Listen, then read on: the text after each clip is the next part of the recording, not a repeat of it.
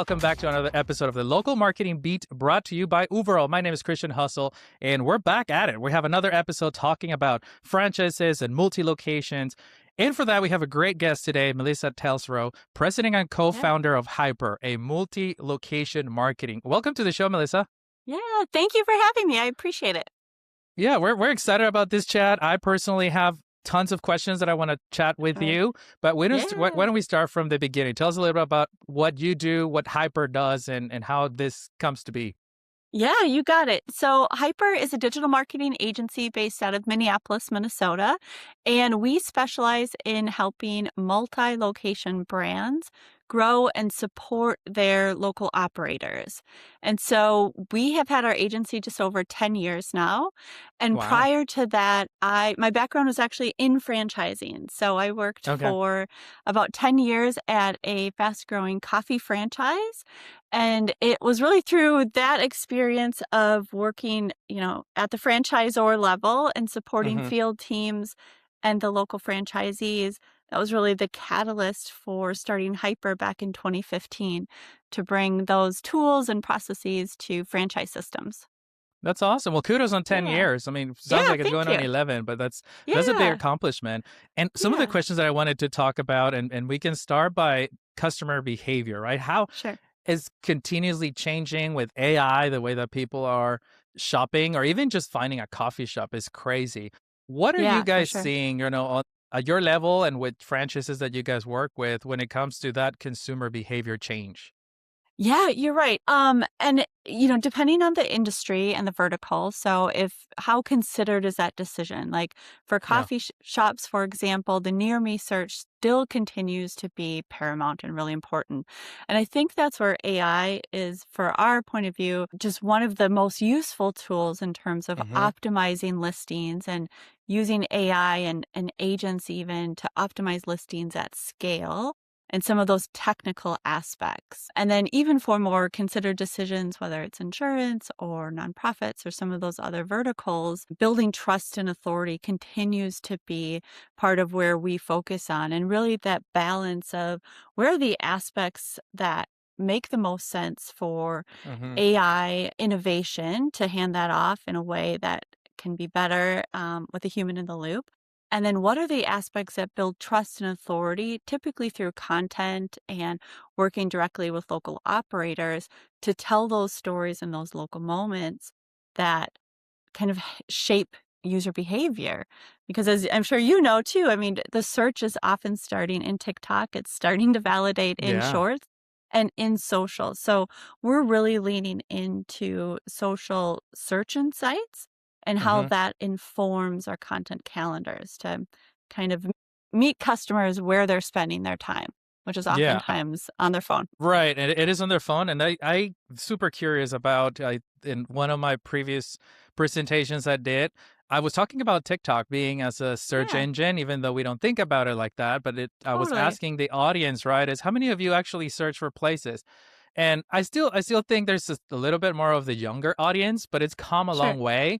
And I'm curious to hear, what are you seeing there? I mean, compared to across industries, what is that like? Like, are people actually going on TikTok and then AI or vice versa? What are you guys seeing? Yeah, totally. Still for TikTok, which is actually skewing towards a little bit older demographic between that 25 to 35. But for search and discovery specifically, TikTok and Shorts being a really fast growing channel for a lot of our clients, where it's in terms of interest media, where the algorithm knows what you're interested in even before you're searching. So having exposure to new brands, being influenced by what top creators are doing or where they're going.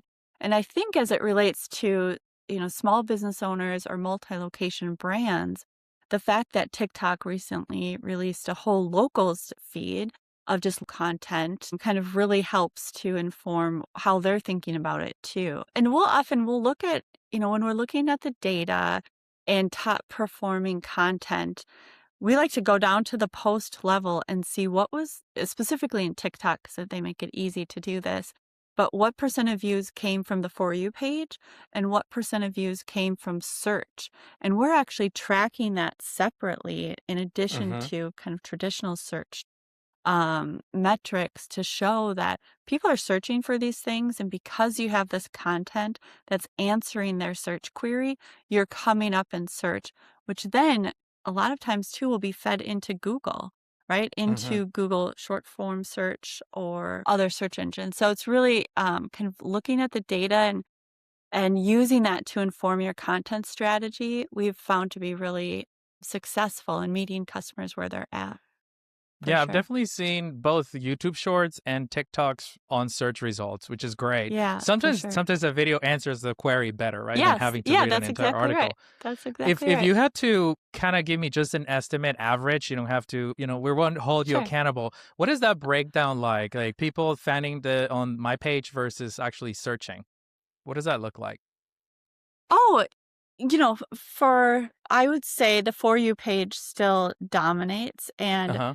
we could see because we do track brand mentions at the social search level anywhere from Hmm. like 15 to 20%, Okay. sometimes a little bit lower, but coming from search. But that's becoming a bigger part of our strategy of how Hmm. can we take a long form to short form strategy, starting Yeah. with the website and blogs that's informed by social search queries, and to have that live on the brand's website and then push that out into other bits of content. Hmm. But we're spending more and more time reviewing search query data, both in, Google Analytics, but Hmm. also in search, and what are people looking for and how are they finding it? Yeah. Yeah. And then obviously using content and distribution to answer Yeah, those that's right. queries.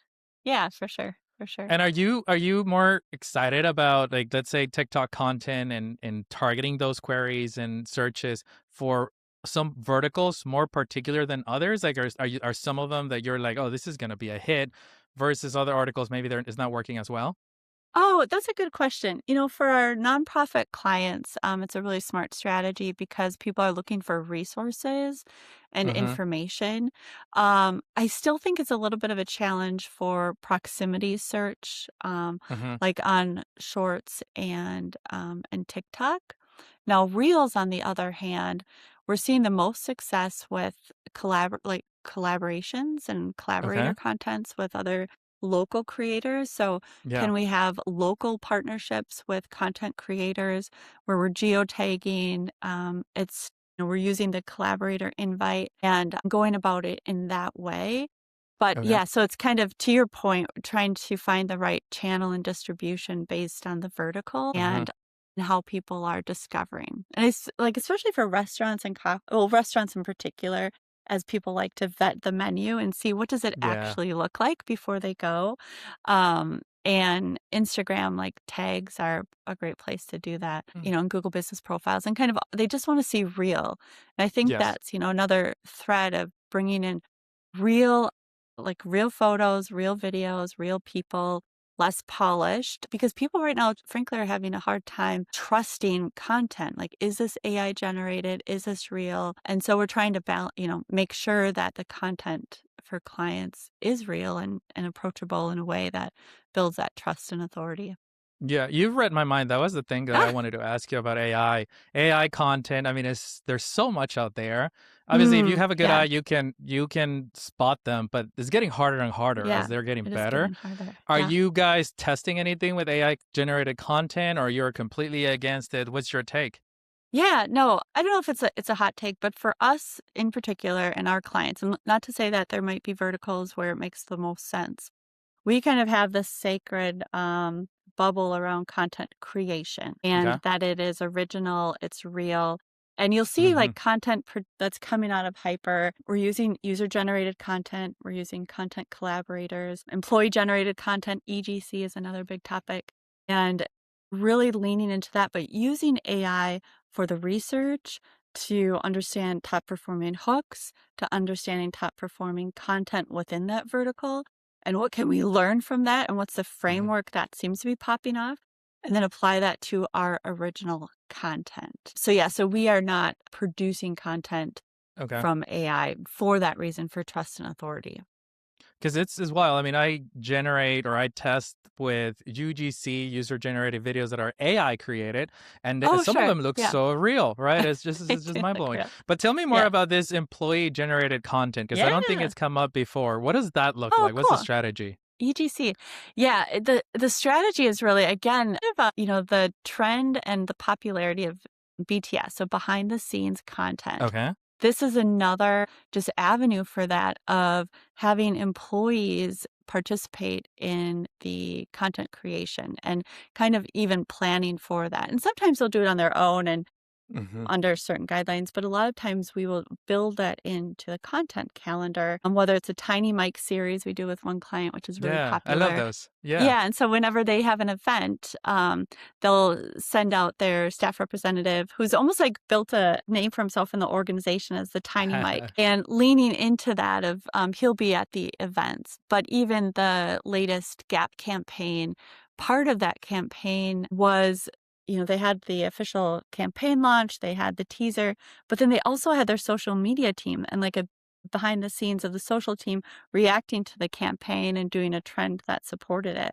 So again, I think people are just looking for an understanding of who are the people behind the brands, who is Hmm. actually, making this, producing that, who is the social team, and it's that behind the scenes look that is really resonating in a similar way to UGC. It's fascinating. I think that what you just said, right? Like people want to see the experience that they're going to feel by the time they go there. They want Yeah, to meet the employees. I mean, yeah, back in the day, we were talking about photos, right? I was like, yeah, post yeah, photos about the behind the scenes. If you're a restaurant, yeah. post photos of your kitchen. Are you guys doing anything particular with restaurants, for example, where I don't know the chef dancing Oh or yeah, the, it's the best. kicking the patty right of the hamburger? Like anything Yeah. particular or fun that you guys are testing? Yeah, no, just incorporating that into the culture and, Yeah. I think we talk with a lot of brands with, well, how do you manage that? How do you put guardrails? And I think that's really just the key to it is to have, especially for multi-location brands, to have guardrails in which your employees and your field teams know that they can work within and have a little bit of fun, but Hmm. within a framework, I think is really important. Yes. And, you'll see that the top performing content is just it's those experiences that the employees are having fun, they're enjoying their colleagues, and they know that they're empowered to do so.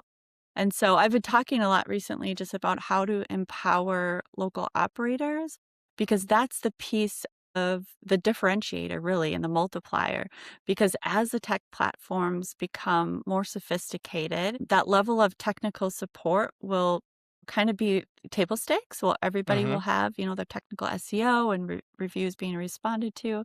But what can differentiate you? And which kind of brings us back to the AI conversation where LLMs are giving preference to local and to original, right? So it wants to recommend something original and unique to your preferences and using that logic. And so it's through employee generated content, user generated content, original content that you'll be able to differentiate and say, this is really us. And the brands that are doing that will pull ahead kind of in this game that we're in right now. Yeah, especially with all this AI content. And I'm sure you've seen because there's some videos about typical restaurants like in LA and things like that where the employees come out with a full flight of shots and with loud music and they're dancing. And like I want to go to the restaurant even though I don't know even what Yeah, they serve, but just seeing the employees, the fun they yeah. have. Oh, So it's like it's the that best. totally makes sense, right? It's the best. It's the best. And I think the question then becomes A, how do you build a culture around that? But B, how do you Yeah. build a system for that? And so for us with multi-location brands in particular, having a framework that everybody is supported regardless. So like for our programs, we make sure that every location has relevant content, regardless if the local operator submits something or not. But then a Yeah. process for them to submit to say, okay, we have this, these photos or videos from our employees, or we have photos from this event, or how can they layer on top of that again to be that amplifier layer of truly hyper local.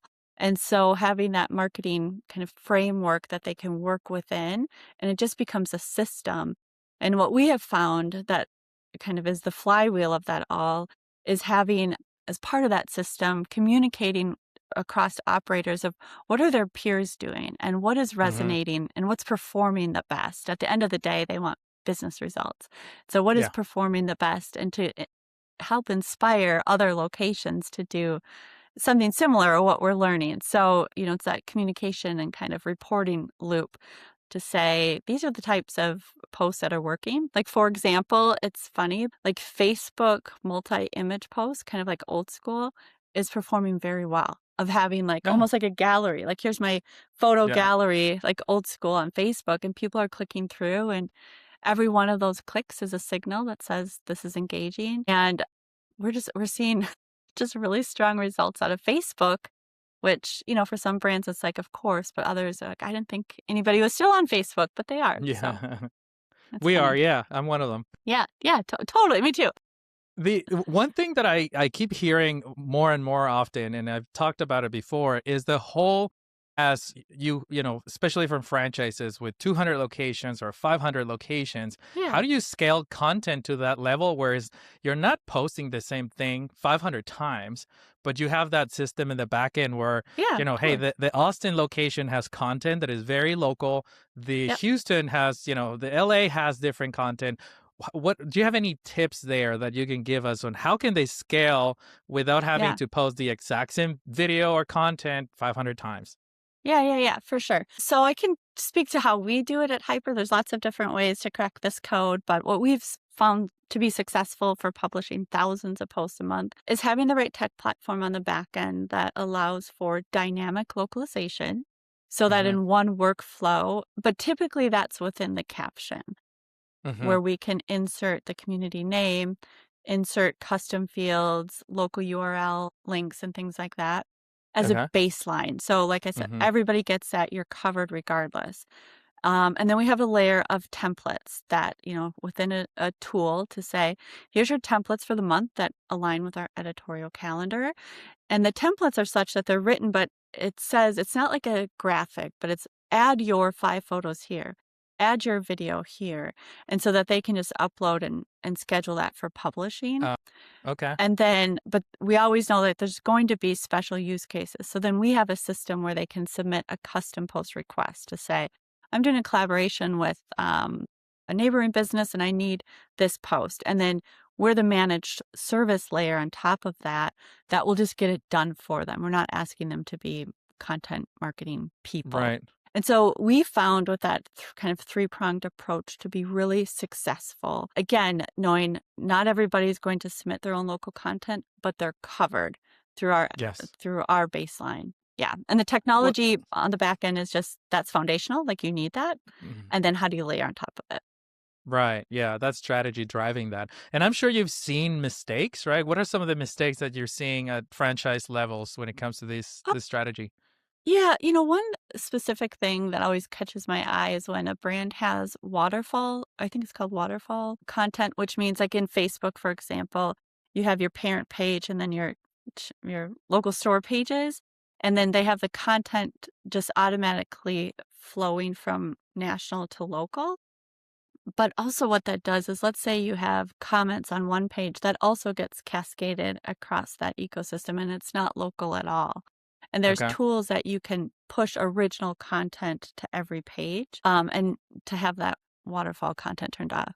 I think another mistake, I think, is like going back to Facebook, and for brands not to recognize the SEO benefit that Facebook provides, even if their core channel is Instagram connected to Facebook, but to think of Facebook not only for content, but for local SEO. And they'll see, like, oftentimes Facebook is the second or third result on a Google search page, as an example. And then otherwise, just being too, having things look too polished or too much like Hmm. as a graphic, and not being native to the platform, or just being a broadcast channel and not in a social media channel.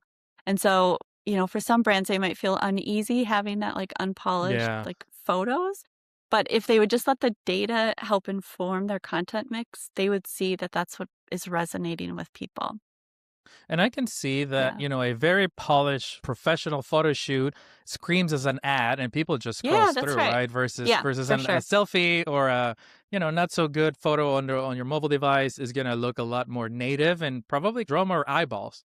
Yeah, for sure. And actually, I was at this conference, a local marketing conference the last couple of days, and TikTok was there.